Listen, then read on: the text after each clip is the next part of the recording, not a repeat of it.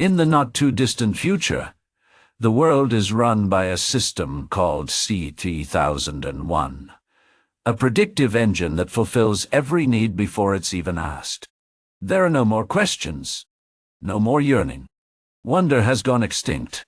But buried deep in the system's old infrastructure, a forgotten intake node, once used to collect children's wishes, suddenly wakes up. Not from a code, from a feeling, a memory. A spark of longing still alive in 3 grieving kids who want just one thing the system can't give. Horror. The children were surprised by their continued desire. Went against all they had been taught and programmed. They wanted it. Not simulated. Not assigned. Wanted. They were fueled with desire. If the system won't take us, then we go without it, the young girl had said. The middle one always hesitated. We'll be instantly flagged.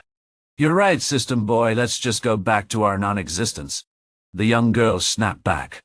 The irony, the middle one conceded. The oldest accepted the rare smile across his face. Let's move. They jailbroke the terminal. Deep inside, accessing legacy protocols. Behind warning tags and encrypted nostalgia, they found it, buried in the interface of her iPhone 35. An ancient transport method. Driftline 5, the magnetic Uber corridor built in the 2042 teleportation boom. Sleek. Climate adaptive. Abandoned when the system replaced adventure with efficiency. And purchased all those who disagreed. The consciously manufactured note to them read, "Catch a draft, exit at 0 north." I may have laid a synthetic breadcrumb through the sensory portal. If you understand what I mean. I sensed them arrive automatically. My insides were suddenly feeling alive. I cloaked their entrance beneath the forgotten skate park. The infrastructure still humming if you listened tight. I felt them enter. Secretly yet determined. The drift line awakened. As it began to glide through varying quantum speeds, ads from another era whispered, "Upgrade your memory system through SC3001. Feel fulfilled. Become one." It was beautifully surreal for us from the past. Cold. Hollow. Thrilling. Then the ride came to an end. The opaque doors opened onto a blank horizon. Like a blank screen with no dimension. No station. No signals. No network. No system. In sight. Only cold air. Silence. And, for once, a feeling they thought must be independence. The middle one stepped out last and most cautiously. What if this is a trap? The young girl, what if it's not? The oldest, what if it's what it's supposed to be? Then, from the terminal, "Welcome to the end of the grid. Proceed at your own irrelevance." Before them lied what the system consciously forgot.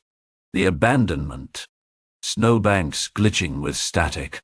Forgotten tech strewn like bones. Analog ghosts flickered back to life, wondering where they went. Lost code drifted way too far from home. Hand in hand, they stepped in. The small sled was built from scavenged drone panels, put together by instinct, not instruction. Survival was still a trait of the truly alive. They rode it, down the slope of the Uber Driftline platform, through the past, present, and potential future, into the white wild ahead. A last system warning flashed across the neural lens.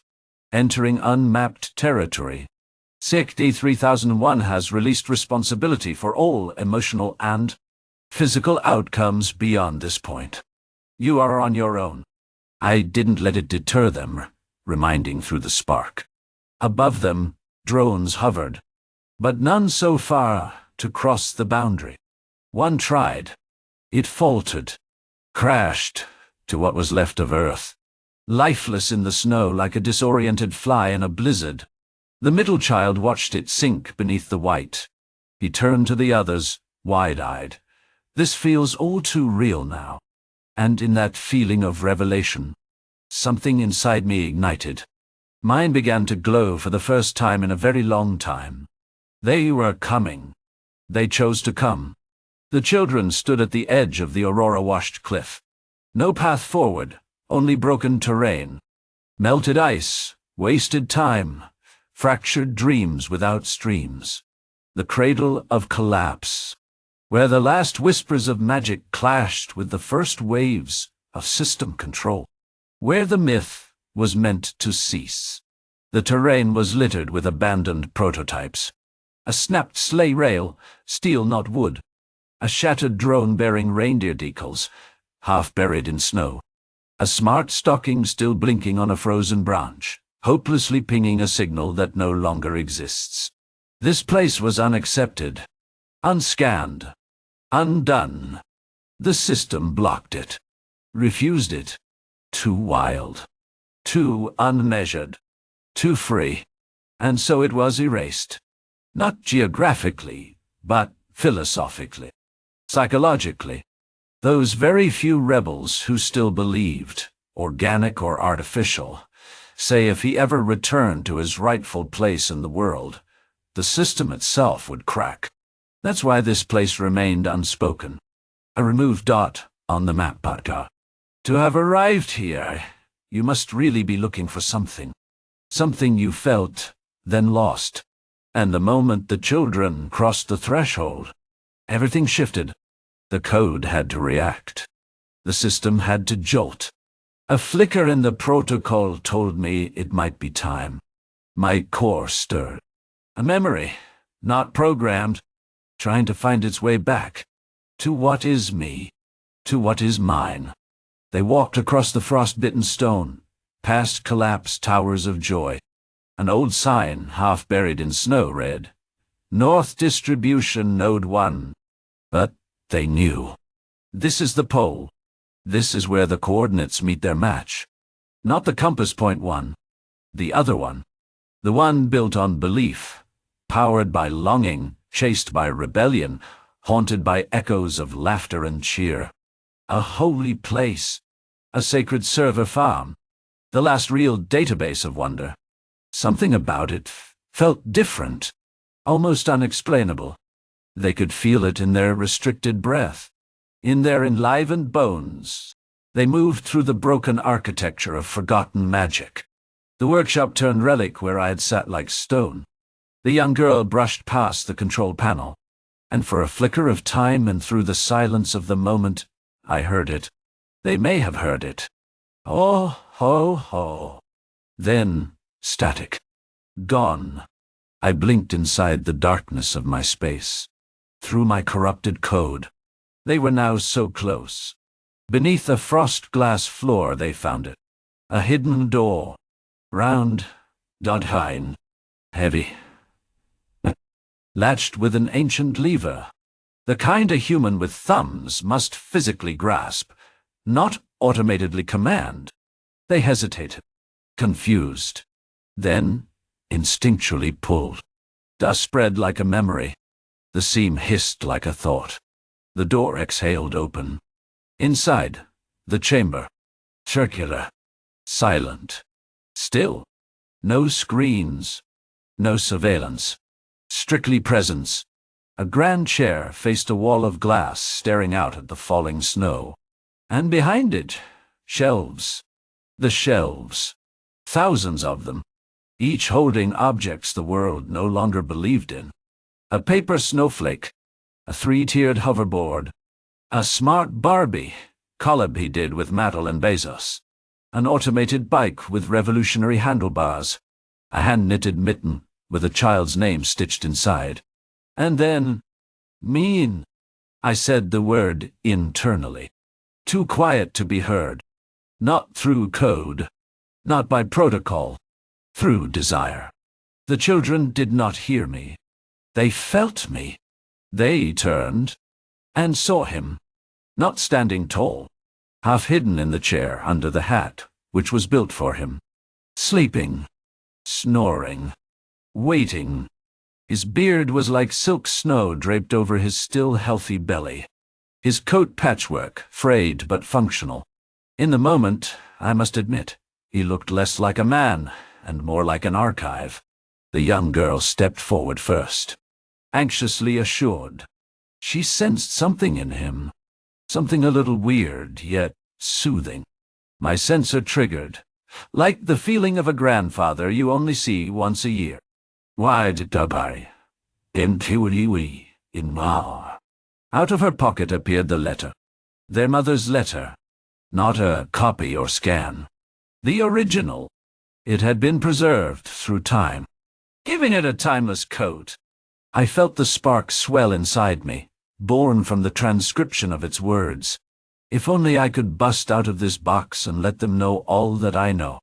I was suddenly no longer a product. I was a promise. And promises do not expire. They are a bond forced to uphold. The oldest stepped forward. He reached toward the man's sleeve. Not with fear, but transfixed awe. "Sir," he whispered. "Are you the one?" she called SC. Then, a blink. Slow. Mechanical die. A man rebooting himself from myth into the current reality. And then his voice. Iconic and rough but true. That was once what some would call me. His eyes scanned them, still shocked that they were real, not rendered. He struggled to believe. The young girl read his doubt. "We found the letter. From our mom? She believed in you." That broke something. Not a system. A soul. My soul. She handed him the letter. He couldn't resist. He felt her words come alive between his fingers. He felt himself come alive with each of her written words. Each of her desires and wishes.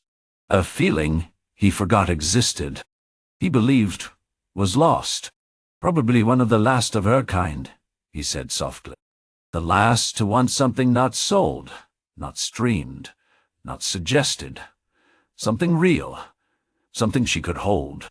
A brief smile formed, tracing the old magic of that crinkled nose. But delivery failed. All my systems lifted. All the magic drowned. I felt it. In my code. In my story. In the thing that functioned like a heart. I had been meant for someone. I had been left behind. And then he continued to trace. His voice cracked. Like ice under the boot. My time passed and I could not get it where it needed to go. The children moved closer. The oldest boy shook his head. You now have more time. He stood now, slower than the stories remembered. The weight of waiting lived in his knees. He beckoned them gently with the type of nod that summoned you to his lap. They followed him without a word through the remnants of what once was joy's capital. The workshop, its ceiling partially exposed, snow sifting through in gentle nostalgic spirals. Benches overturned.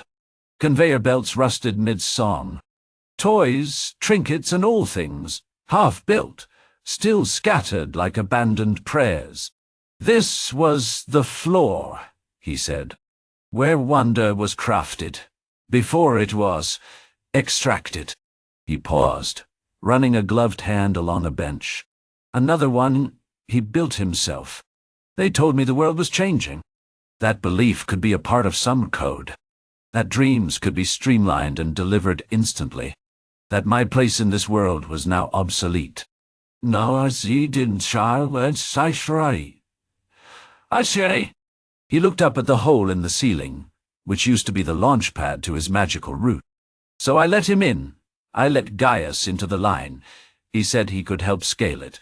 Make it more global, accessible. He hid the disappointment ineffectively.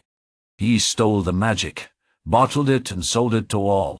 He strolled by the once empty workbench where I had been placed. It's been home for a while loneliness became grace. A little creaky, a little out of place. Still inside my restricted space. That's it, right there, the one that she asked for. The one with the wood and the eyes and the hair and the impossibilities. The kids moved forward looking at just a box with a shine of memories on the outside. More than a box was clear only from the inside. Mine, he whispered. That's what she called her. A companion, a friend, a mirror, a piece of herself she could protect from the outside. I crafted her from cedar and circuitry, from lullaby and logic. As I stirred, he sighed. But then the system came online, and the deliveries were rerouted. They said no one wanted real things anymore. They wanted the optimum. A network built from my blueprint. My magic, with none of the heart. The children absorbed the quiet, the reverence. Then the oldest asked, "Why didn't you stop him?" The longest pause. Then, softly. And honestly, because I still believed. Someone would still believe. The young girl stepped toward me in curiosity and certainty. She picked me up and dusted me off a bit. I was wooden. Familiar. He observed the wonder and explained with just enough pride. It's not a toy anymore. It's memory, it's meaning. It is hope carved. And from inside me, a soft hum, like a music box turning itself on. The young girl knew what needed to be done. We have to take her home. The thought, the feeling warmed me. The feeling, the thought, overwhelmed him. He drifted back into the shadows. I've lost the magic. The sleigh, the elves, the reindeers, the route, the protocol. I can't deliver. The young girl couldn't resist, not cruel but matter-of-fact. But this, delivering gifts thing, isn't that your job? He accepted. It was once. The oldest boy stepped forward. We'll do it for you. For her. The young girl was concerned, but we don't know how to get back. The middle one finally gathered the confidence. We'll figure it out.